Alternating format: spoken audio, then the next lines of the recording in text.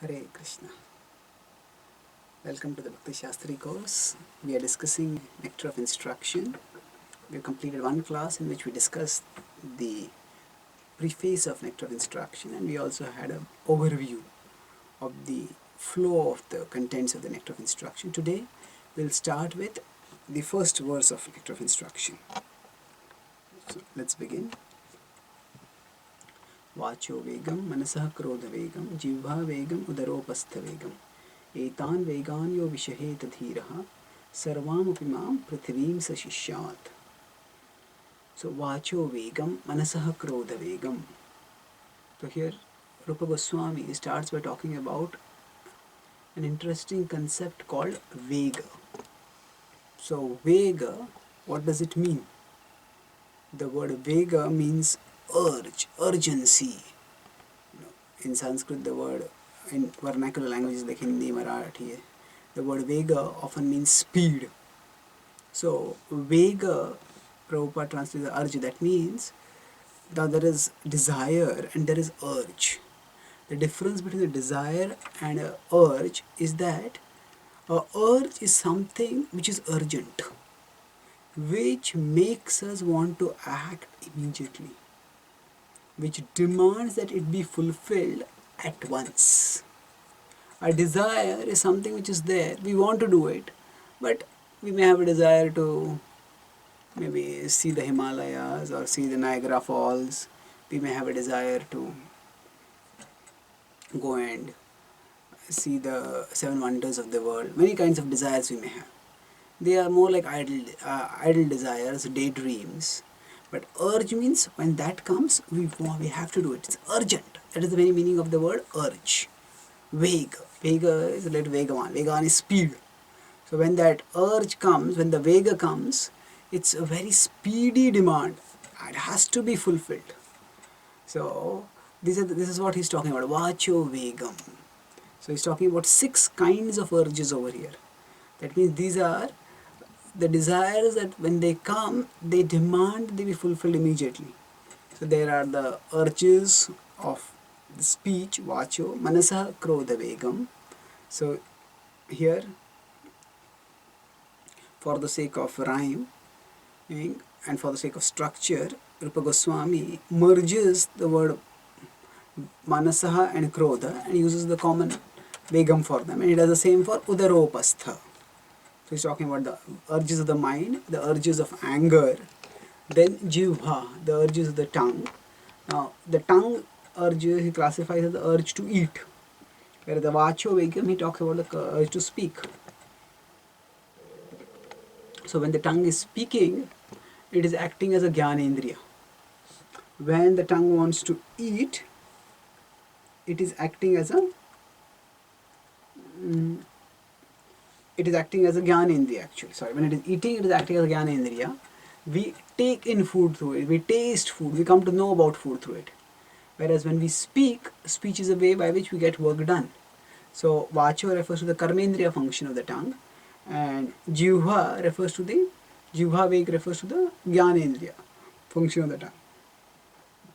So then udar upastha vegam. Udar refers to the belly. The stomach has an urge to eat a lot, and upastha refers to the genitals. They have a desire to enjoy also. Etan vegan yo vishahet dhiraha. These urges, the person who tolerates, one who is able to sahan, to tolerate them. Vishahet dhiraha. So such a person, sarvam apimam prithivim sashishyat. Such a person is qualified to be a teacher of everyone in the world. Such a person is capable of taking disciples all over the world. That means the capacity to control the senses enables a person to gain one qualification that is important for becoming a guru. A sober person who can tolerate the urge to speak, the mind's demands, the actions of anger, and the urges of the tongue, belly, and genitals, is qualified to make disciples all over the world. Now this may raise a question that this book is starting with Updeshamrit. That is the title. So it's starting with Updesh for the disciples. So how does it start by talking about the qualifications for a guru? Is it asking that the disciple has, that the seeker is going to become a guru? And why should it, for a seeker, it talk about the qualifications of a guru? There are multiple understandings. The first is that the seeker begins by finding a guru. And the seeker has to know the qualifications of a guru. The guru is one who has conquered all these urges. Now, of course, the guru has both regulative and positive qualifications.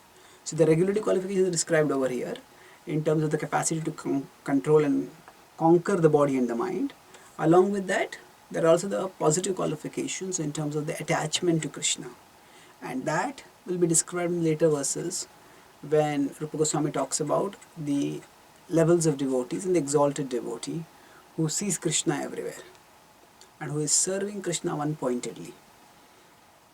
But here, at one level, it talks about how a disciple should see the qualifications in a guru. At another level, it recognizes that even the seeker has to aspire to become a seer. Even the seeker should know these are the qualifications that eventually I have to acquire. And so, by spelling out those qualifications right in the beginning, the clear mindset is created. This is the direction in which I have to go. There is much more which I have to do when I go in this direction, but this is important. Chaitanya Mahaprabhu taught exemplary devotion, but he also taught devotion that was coupled with detachment and renunciation, because he himself was a sannyasi and the 6 Goswamis were sannyasis, and even his Grahastha disciples were not attached. They were attached to Krishna, not to the world. So the detachment from the world and the capability to control the urges of the body and the mind, that make us attached to the world, that is an important qualification of a bhakta. So this qualification is what a seeker should also aspire to develop. And in that sense, this positioning of the Sarvam Apimam Prithivim Sashishyat, the positioning of this verse right at the beginning of the Nectar of Instruction, indicates the direction in which Rupa Goswami is going to lead us. So he will start first by talking about how one needs to control the negative side of bhakti, negative side of our own life on the path of bhakti. And then it will talk about how we will be able to nourish the positive side. And through this progression, the Updeshamrut will guide us towards prema. Actually, Prabhupada's purport begins in a very interesting way. He seems to start a little abruptly, but we see the depth of Srila Prabhupada's thought here. Without giving any prologue or that this is a question, this isn't giving introduction, nectar of instruction. It's already under the preface. Prabhupada comes directly to the point. And his point is also very deep. He says, yes, we all want to control the senses if you want to make spiritual advancement. But how can one do that? What is it that makes a person have uncontrolled senses? And what can help the person to control the senses? So he immediately goes to the conversation of Shukadev Goswami and Parikshit Maharaj in the 6th canto of Srimad Bhagavatam, 1st chapter, where Shukadev Goswami is asked by Parikshit Maharaj, how can people give up sinful activities? So the context is that in the previous canto, the hellish sufferings are described, and Parikshit Maharaj, being a compassionate person, he had been a responsible king, concerned about the well-being of his citizens. So both as a responsible administrator and as a compassionate Vaishnava, he is concerned about the plight of those who are destined to suffer in hell. He asks, how can they be delivered? And then it says those who have committed sins, as a reaction to that, they have to suffer. But if they commit atonement, they can escape the suffering. So Shukadev Goswami speaks this as the first level answer. Generally speaking, the sages see the level of the questioner and answer accordingly. And sometimes they give multiple levels of answers where the answer moves deeper and deeper and deeper as one becomes more perceptive. So this is the first level answer that Shukadeva Goswami gives. In the Chandogya Upanishad there is a conversation. How many Kati Devaha? How many gods are there? So the figure moves forward. First they say so many hundreds of gods, then less, then 3, then 2, and finally 1. So the idea is, as people's thinking evolve, they understand that there cannot be a multiplicity of gods, there is ultimately only one God. So this is how the teacher also raises the level of understanding of the student. So when he starts by describing that do atonement. Then Parikshit Maharaj has been a king, and he has seen how when criminals are put in jail as a punishment, that punishment in and of itself doesn't reform the criminal so thoroughly. They often come out of the jail and they commit crimes again. In fact, many times in the jail, they get contaminated by even worse association. And therefore, there they commit even greater sins. So therefore, what is the way out? The way out is not simply atonement. So now prison punishment is not exactly an atonement, but basically it is a way in which a person is given consequences for the misdeeds by the king. So those consequences can come voluntarily also. When a person does atonement, that means, oh, I have done this wrong and I want to atone for this. This is what I will do. So scriptures describe atonement, but he says that doesn't work. I have seen that imposing punishment, whether done by the state or done by oneself, doesn't work. And he used the example that this is just like elephant being bathed. Prabhupada used 2 more examples of Christians going for confession and a thief being punished. So now of some people go for confession, and when after they do confession, then they come back and say that again I am going to do sin, and again they will go and do confession. So that sort of confession is not much use. Sometimes they say, okay, I have done this sin, please give me confession, and next week I am going to do the sin again, so please give me advance confession for that. Now advance confession makes a mockery of the whole process of confession. When we make confession, the idea is that I am not going to commit sin again. So if somebody does advance confession, that means that person has no intention of reformation at all. And then that is definitely a mockery of confession. So this sort of confession doesn't work. Then what is the solution? So therefore he says, just like an elephant may bathe, but then elephant comes out and puts dust on it, own body. So then that sort of atonement is of no use. So similarly he says this is of no use. Then Parikshit Maharaj goes forward and asks deeper. Shukadeva Goswami answers deeper and he says you can do vimarshanam. You can absorb oneself in the cultivation of knowledge. He says even that is not enough. Because even when there is knowledge, still that does not lead to purification. See, atonement doesn't work because one has not lost the sinful mentality. Sinful mentality is still there, and that will make a person do wrong things again. And he says even if a person acquires knowledge and understands I am not the body, I am the soul, still the suffering doesn't go away, because one still thinks that I am independent of God. I am Atma. On the path of Gyan, one doesn't really connect with God and get a higher taste. So he gives the example that when a liquor pot is washed, still the smell of liquor remains. Like that, even if a person is cleansed, some sinful reaction still remains, some sinful contamination remains, and the person is attracted to sin again. And then finally he says the way out is by the practice of devotional service. So let's look at this quickly. So Maharaj Parikshit asked a question about atonement, and explain the futility of atonement. Srila Prabhupada talks about these 3 analogies: the elephant bathing, the thief and the police, and the confessions. And then Prabhupada moves forward to the developed description of real atonement that is talked about by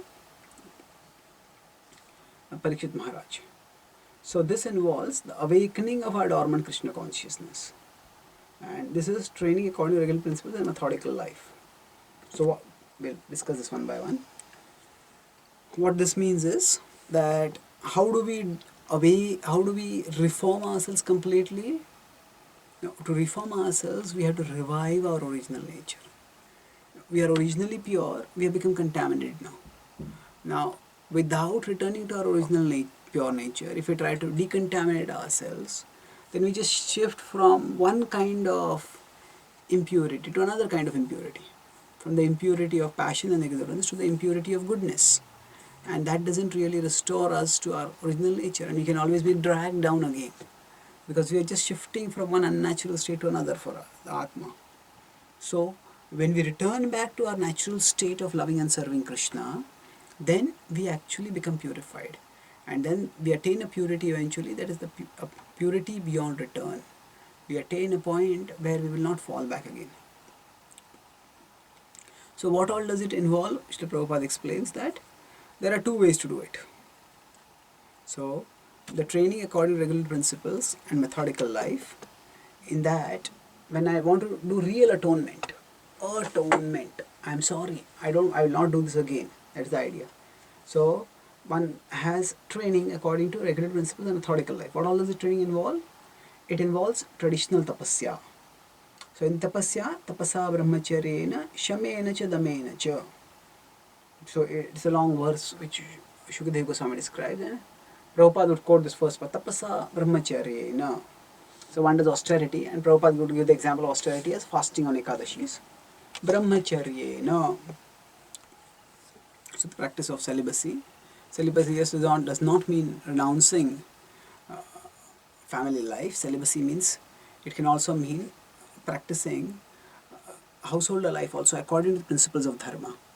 So now tapsa brahmacharyena shamena chidamena cha, then mind and sense controlled.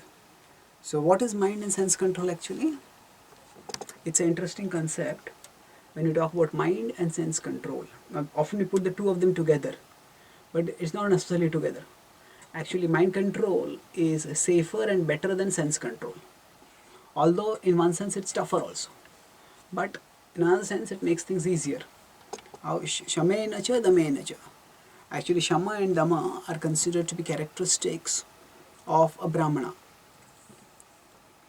Shamo damastapa chausham shantirarjamam cha jnanam vijnanamastikhyam brahma karma svabhavajam. Lord Krishna in the Bhagavad Gita describes in the 18th chapter the qualities of a Brahmana. So therein he describes the Shama and Dama. And this is also described by Shukadeva Goswami over here. So Shama is mind control, Dama is sense control. So the idea is, it's always better to control the mind itself.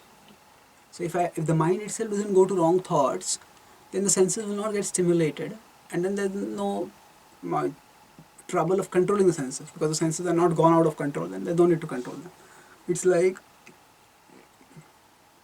if I know I'm in this room and I have got a precious jewel in this room, and I know that just outside this room, outside the door, there is a thief who is waiting to pounce in, take the jewel and go and run away with it.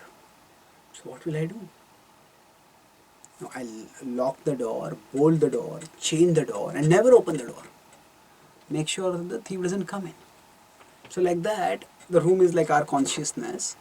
In our consciousness, we have the jewel of Krishna. And outside the door, there is the thief of Maya. And Maya is waiting to come and steal away our Krishna consciousness. Tuck. Waiting to bounce in and pounce on the jewel and take it away. Now what should we do? We should not let Maya come in only. That means we busy ourselves in Krishna consciousness so much that we lock the door for Maya. That there's no way she can come in. When we keep ourselves absorbed in Krishna, then the door gets locked. That is mind control. That means we don't let the mind, locking the door means we don't let the mind go entertain the thoughts of sense gratification only. That is not so easy. We can try it. Definitely it's much safer if we can do it. And we'll be happier also, because we'll be absorbed in Krishna. But when we can't do that, that means somehow we leave the door open. And as soon as the door is a little crack open, the thief bangs on the door and throws it open and then charges in. So at that time, what do we do? Oh, now the thief has come, let him take the jewel and go out. And go, what can I do? No. At that time, what do we do is, we jump on the door and then we try to force the door shut. We fight the thief and push the thief out and then lock the door again. Now the struggle involved in fighting back the thief and closing the door is much greater than in just keeping the door locked. Similarly, the struggle involved in fighting off the agitation after the mind has got agitated and the senses have got stimulated. After that, the struggle is much greater. That means we leave the door open, thoughts about sense gratification come in. After thoughts come in, then we become agitated. And we say, no, I'm not going to indulge in this. And then the senses have become hungry now because they have tasted blood. Just like when a tiger tastes blood, and restraining the tiger becomes difficult. Similarly, the senses taste, oh, there is pleasure available over here. Senses, they're like tigers. When they taste blood, then restraining them becomes difficult. But then the fight will be much greater. However, we can fight. It's not just because we have become agitated, we have to succumb to the agitation. Just because the door has been left open, a thief has come in, doesn't mean that the jewel has to be stolen. You can push the thief out and lock the door. Similarly, when the mind gets agitated, then the desires come in and they shake up our consciousness. Maya is coming to steal away Krishna from us. We can push Maya, we can chant, the mind is agitated, but we don't let the agitation express itself at a sensory level. We don't act sinfully. We may sinful desires may come in, but they don't transform into sinful actions. So that is sense control. So mind control is better. First is Shama. If Shama doesn't work out, at least do Dhamma. Then beyond that there is Tyagena Satya Shauchabhyan Yamena Niyamena Va. So Tapasa Brahmacharya, Australia celibacy. Shamena cha Damena cha. Tyagena Satya Shauchabhyam. Renunciation, Satya, truthfulness, Shauchabhyam, cleanliness, and Yamena Niyamena Va, by the practice of the rules and regulations of the process of yoga. By all this, what happens?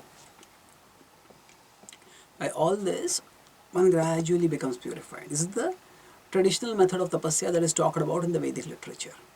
And it is important. As devotees also we can follow this. We can follow some principles.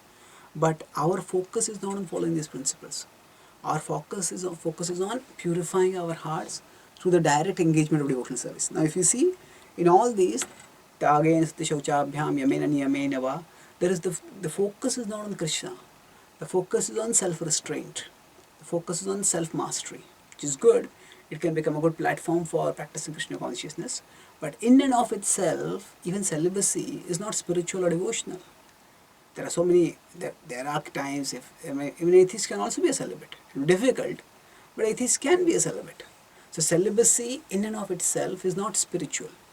When we say a brahmachari is not just a celibate.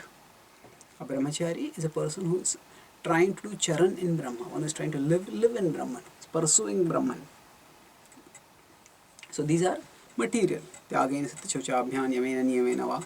These are helpful because they set up a platform by which you can practice bhakti steadily and swiftly.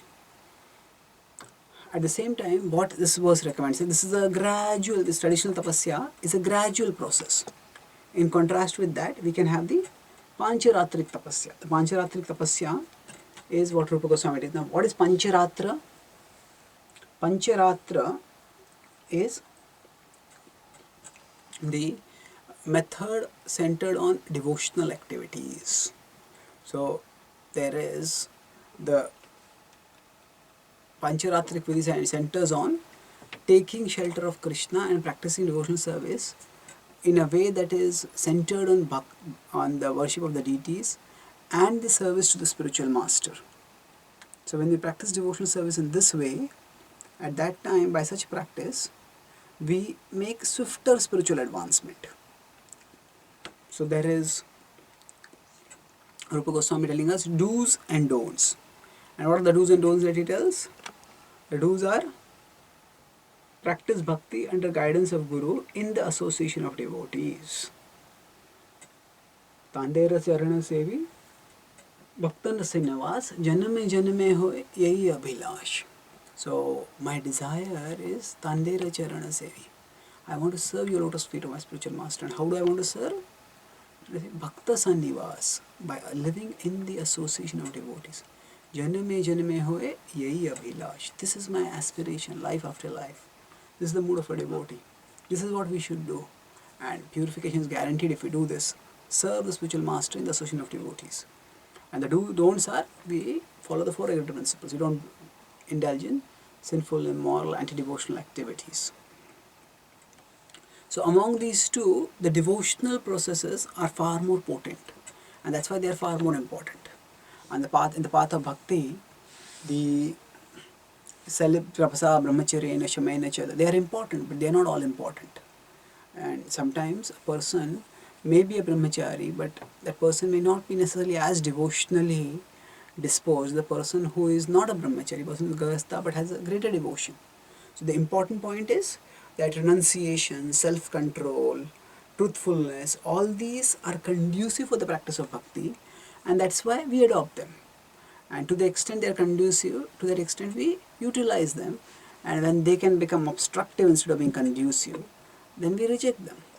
That's why we have Chaitanya Mahaprabhu making the famous verse saying that Naham vipro na chinarpatir na vivaishyo na shudro Naham varni na cha grahapatir vanastho yatirva Kintu prodyan nikhil paramananda purnamritabde gopi bharto padakamalayor dasa dasanudasa.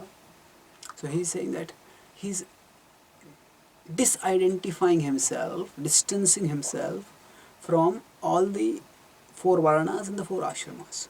Although Sri Chaitanya Mahaprabhu is in a very privileged position both ways. Among the four Varnas, the Brahmana is the highest. Among the four Ashramas, Sannyasi is the highest. Chaitanya Mahaprabhu is a Brahmana and a Sannyasi. So he's in the most privileged position in the Varna Ashram, and he is still distancing himself from both. He is saying, no, I am none of these. And what am I? I am simply the servant of the Lord of the Gopis. And that Lord is the reservoir of all joy. He is the greatest source of happiness. So, as sadhakas, we don't need to practice the traditional tapasya to the extent it helps us in the process of devotional service. Now, how do we apply this? So, now Srila Prabhupada is going to talk about, so we have to practice tapasya, and when we apply the principle of tapasya, applying the principle of tapasya is to do vacho vegam manasah krodha vegam.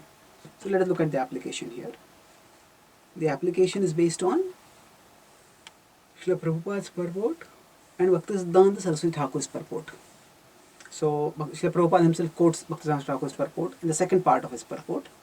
So let's look at first at Srila Prabhupada's purports. So Prabhupada talks about vacho vegam, manasah vegam, krodha vegam. Then he talks about Chivva and Udarapastha briefly.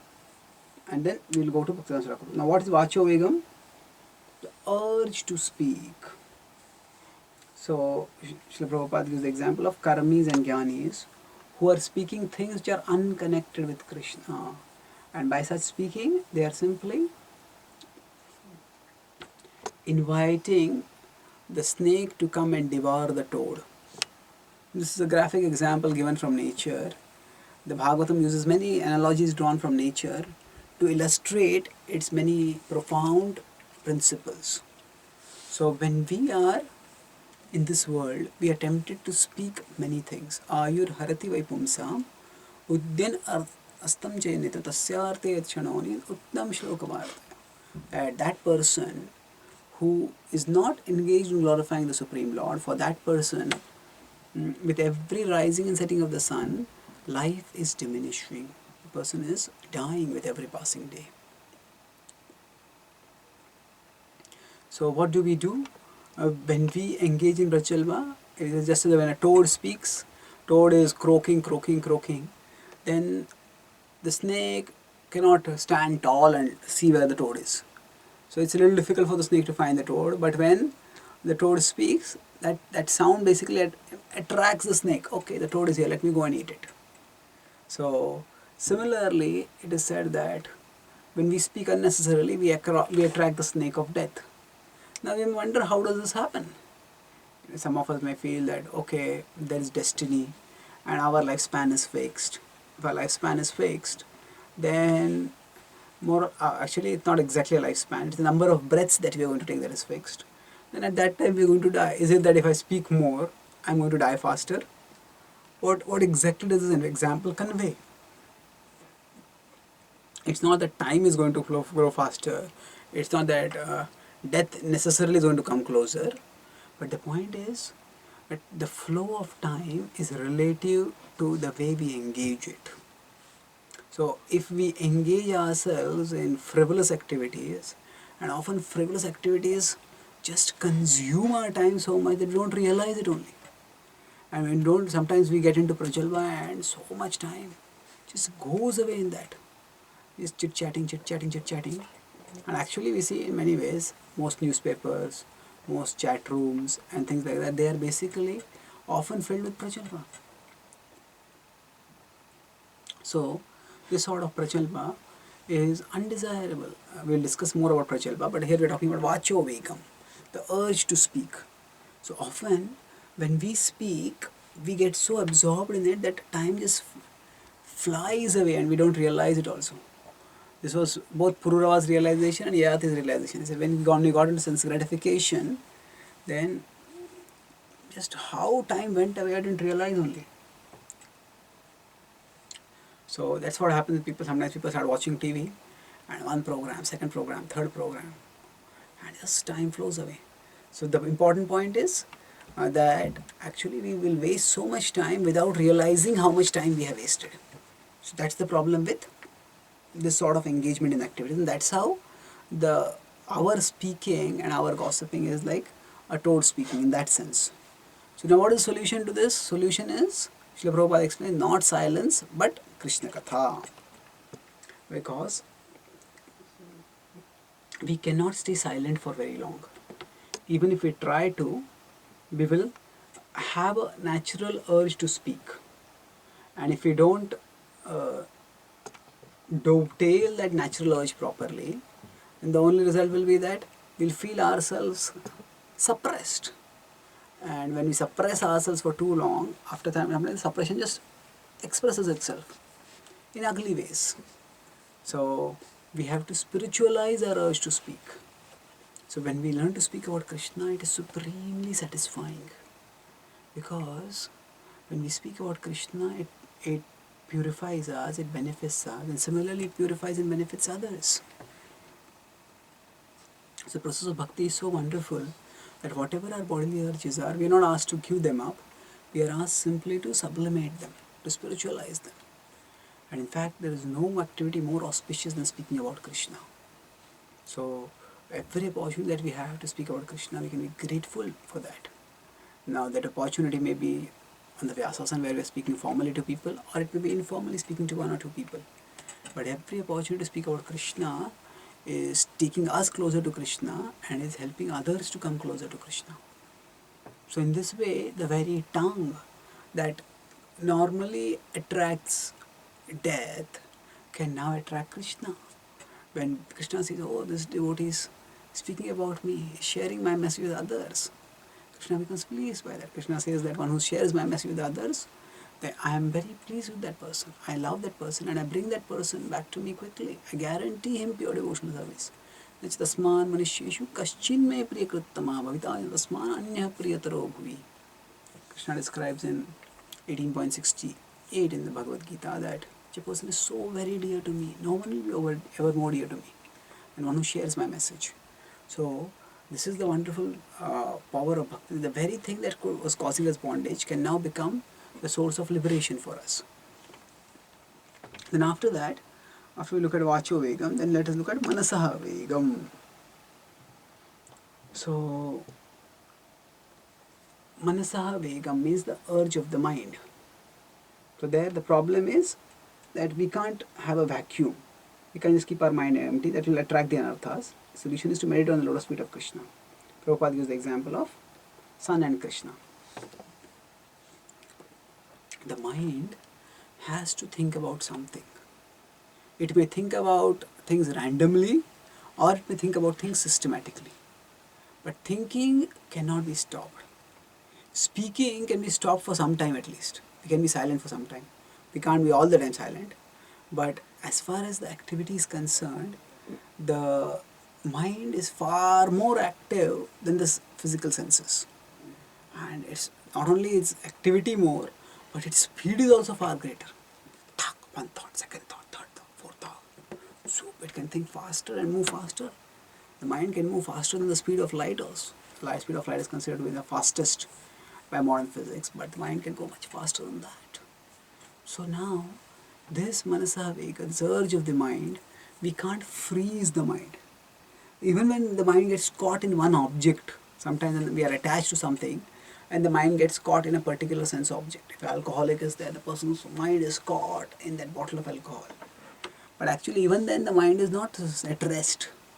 Actually, the mind is caught with within the bottle of alcohol, and from there it is having so many imaginations. Oh, I'll drink this, I'll do this, I'll do that, I'll do that. And those imaginations are also endless. So the mind in and of itself can never be inactive. So why can't it be inactive? Because its very nature is to be active. It's subtler than the gross sense. In the gross senses are active, the mind is further active, hyperactive.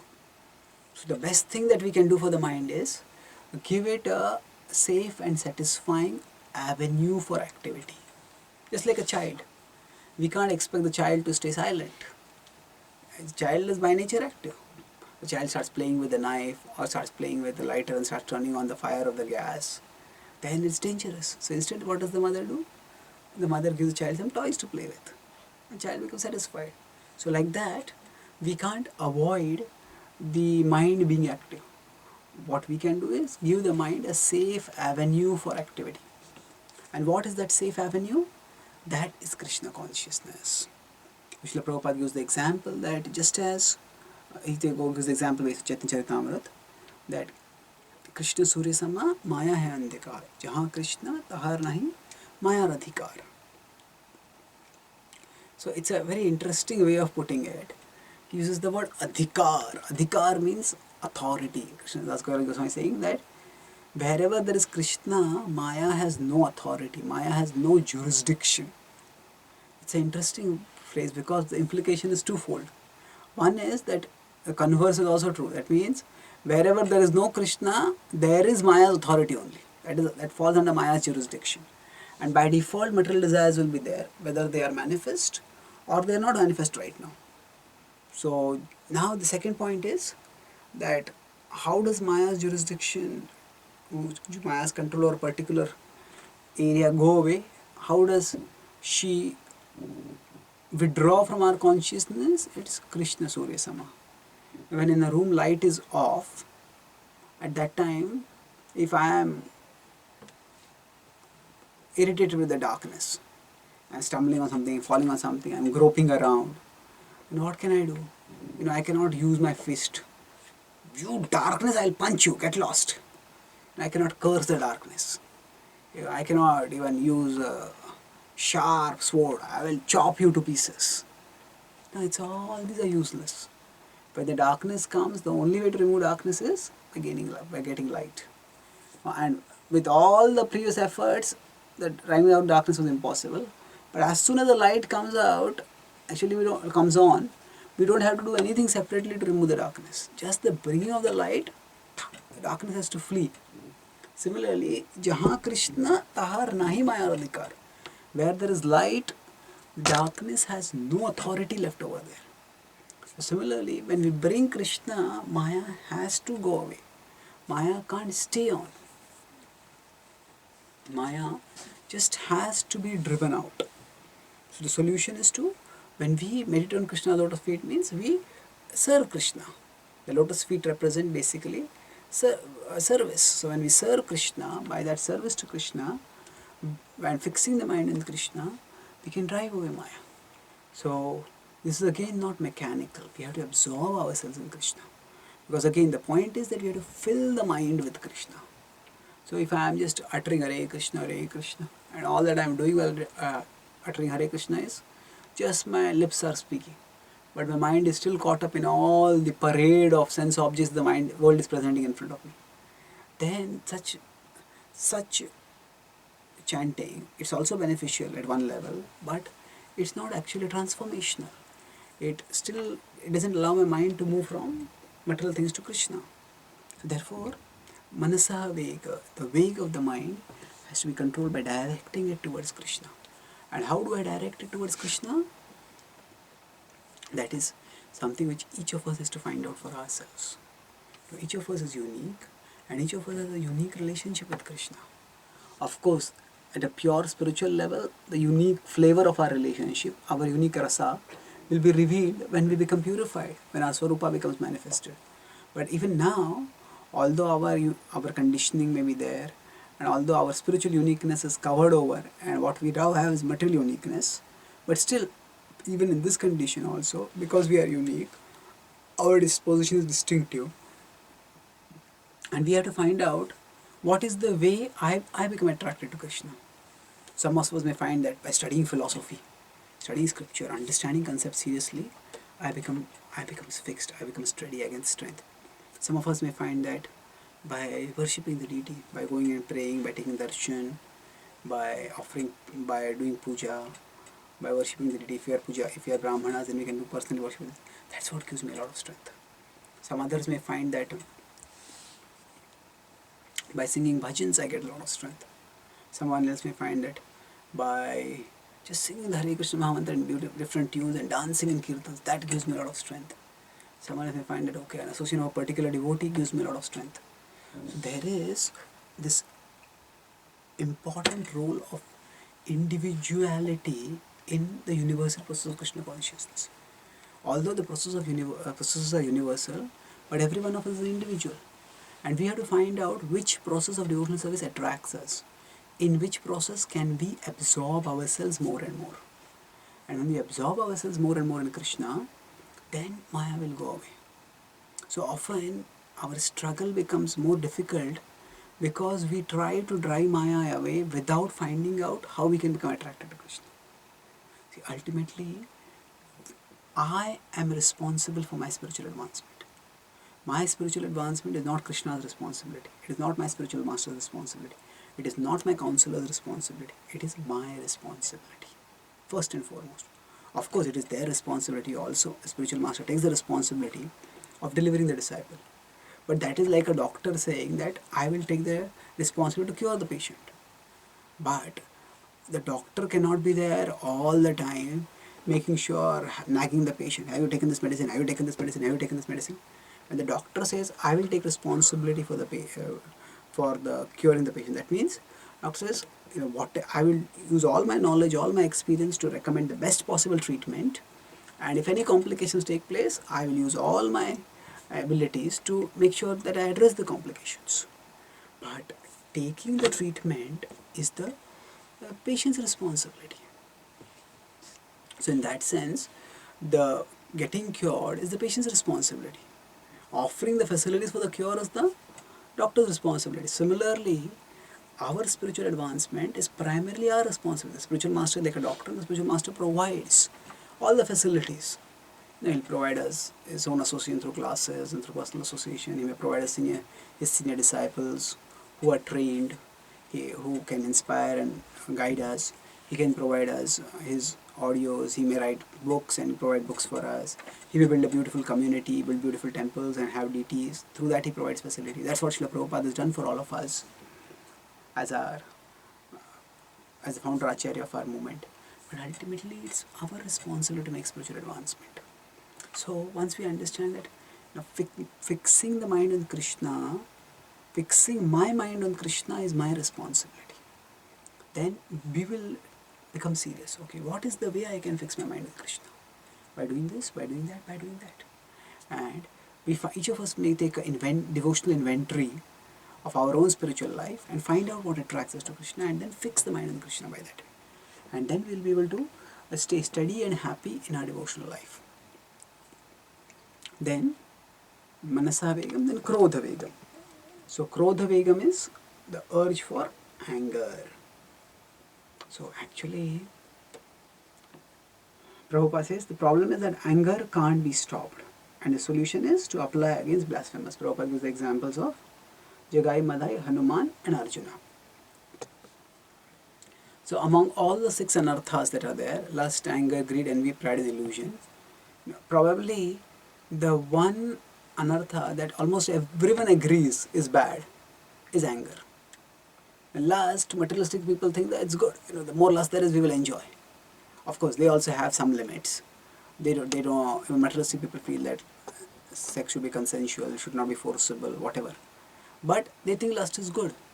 Similarly, greed, people may decorate greed by the title ambition. They have to be ambitious. But anger is something which almost everybody agrees is bad. Because often anger makes us do things that make a problem, that create a bigger problem than the original problem.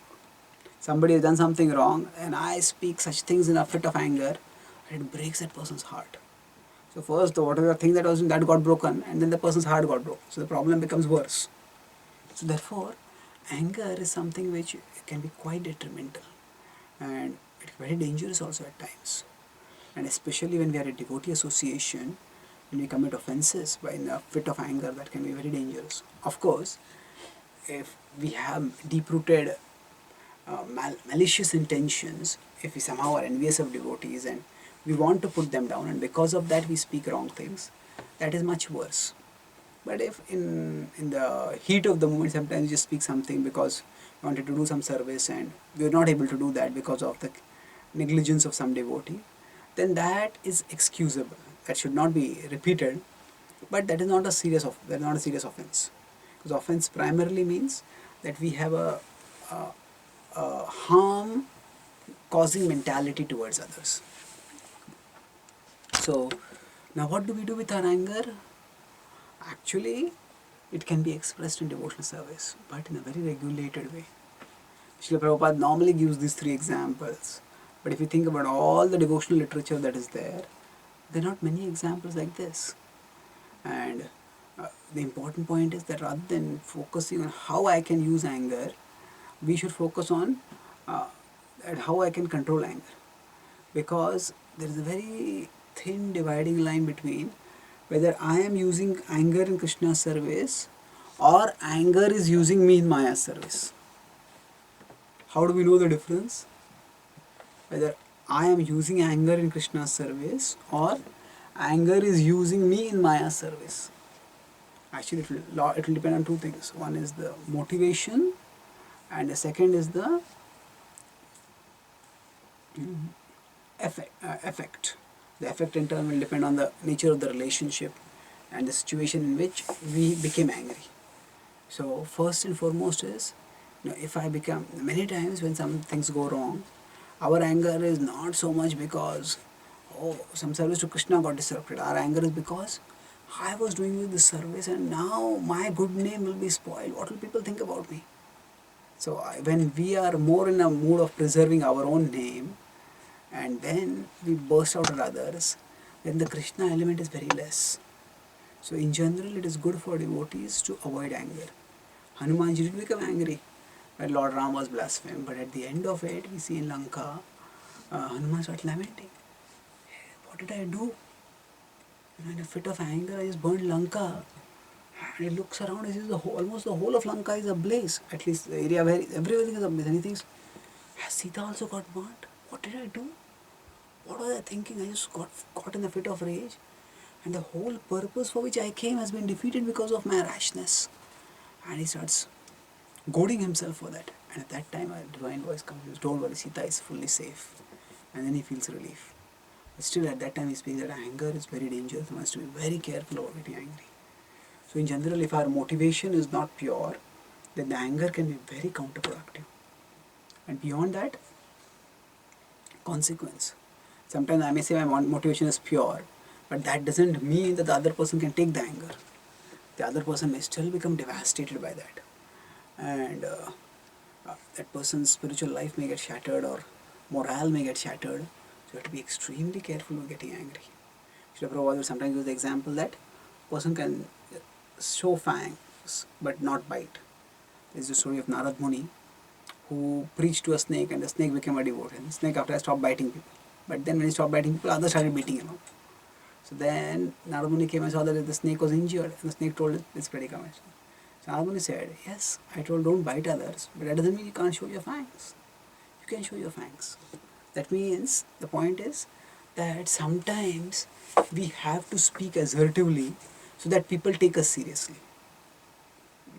Otherwise, if we are always kind and gentle, it may happen a kind and gentleness way, then people may start exploiting us, pushing us around, not taking us seriously and doing all sorts of things with us, which are basically exploitative. So at that time we have to take a firm stand. So taking a firm stand is not becoming angry. Because when we take a firm stand, it is we who are in control. When we become angry, it is anger that is in control. So when anger comes in control, that means when we are speaking something, we lose awareness of what we are speaking. And we just blast out things, and then afterwards somebody gave us a tape recorder of what we spoke, and we hear it, we'll be horrified. I spoke all those things. How could I speak those things? So, if we lose control of ourselves while we are speaking, then it's most likely that it is not that we are using anger in Krishna's service. It is Maya who is using us, or it is anger who is using us in Maya's service. Therefore, for us as devotees, we should make it a principle in general that I will not become angry. Because for us at the sadhaka stage to experience spiritual anger is difficult. It will just be material anger at our stage. Material anger can be very, very damaging for our spiritual life in terms of our relationships. And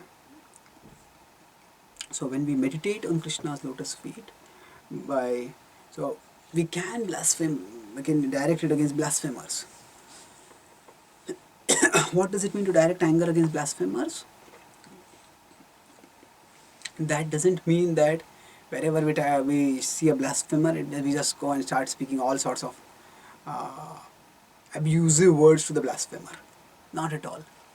Directing the anger to the blasphemers means that we, in an intelligent way, refute their misconceptions. So again, even while dealing with atheists, dealing with blasphemers, we have to be in control. We have to be aware of what we are doing and act accordingly. The Bhagavatam gives the example of Daksha, of the yajna of Daksha. And basically there were just curses and counter curses, and the whole yajna became a assembly of devastation. So it all started with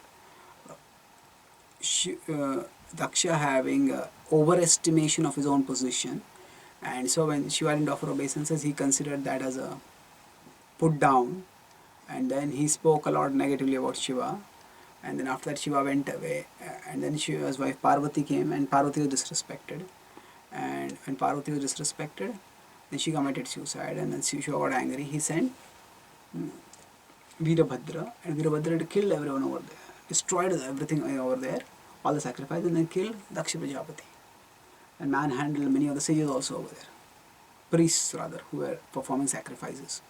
So all this was later, huge complications. And Brahmaji personally had to go to Lord Shiva's abode and pacify him. But even before that, there was counter cursing and counter cursing. And the Daksha Prajapati cursed Shiva, and Shiva's followers cursed the Brahmins cursed Shiva's followers. And what happened? Now the point is not whether the anger was justified or not. The point is whether the consequence was right or not. The consequence became undesirable. Now the followers of Shiva were right in saying that, oh, actually, our spiritual masters blaspheme. We have to counter. Yes, we have to counter. Now, every devotional principle is integrated in the framework of other devotional principles. We cannot take one principle in isolation and apply it. See, ultimately, the most important devotional principle is that we remember Krishna and we help others to remember Krishna. And all other devotional principles are subordinate to that. So, Smartavya Satatam Vishnu, Smartyavana Jatuchit, Sarva Vidhi Nishedasur, Etayoreva Kinkaram. That all rules and regulations are subordinate to this one principle that we should always remember Krishna. Now, if I take this rule that we should not hear the blasphemy of our spiritual master, that's true. But in the name of responding to the blasphemy, I could make the situation worse. And when I make the situation worse, then there are curses and counter curses, and there are further complications, and there is conflicts and conflagrations and violence. Then have I really served the purpose? It's not that we should be afraid of conflicts and confrontations, but the point is, our goal should be ourselves go closer to Krishna and help others go closer to Krishna. We can't isolate any rule from the overall framework of rules that are given, overall scriptural framework that is given. And the primary scriptural rule is that we should always remember Krishna. So we should always react to all situations, including blasphemy, in a way that is anukul to our remembrance of Krishna. So when we direct our anger against atheists, that means that we use the passion, even the anger we could say, for systematically and thoroughly refuting their misconceptions. So we use logic, argument. See, anger can energize us. But rather than letting that energy go out of control, rather than letting that energy take control of us, we channelize that energy so that we vigorously, even vehemently, audaciously refute the misconceptions. And that way, we will check the arrogance of the atheists and the blasphemers. And those who are waverers, those who are sitting on the fence, they will see, okay, these people, what they say makes sense, and they will come towards Krishna. So our goal is to remember Krishna ourselves and to help others come close to Krishna. So atheists may not come close to Krishna, but at least those who are under atheistic influence, those who may get affected by atheists, they can come towards Krishna by our sharing of Krishna consciousness in a vigorous way. So in this way, the urge for anger needs to be controlled and then channelized as vigor and even vehemence, we could say, in our efforts to reach out, to share Krishna consciousness with others. This is how Vacho Manasa Krodha Vegam can be regulated. Thank you. We'll continue the remaining Vegas in our next class. Hare Krishna.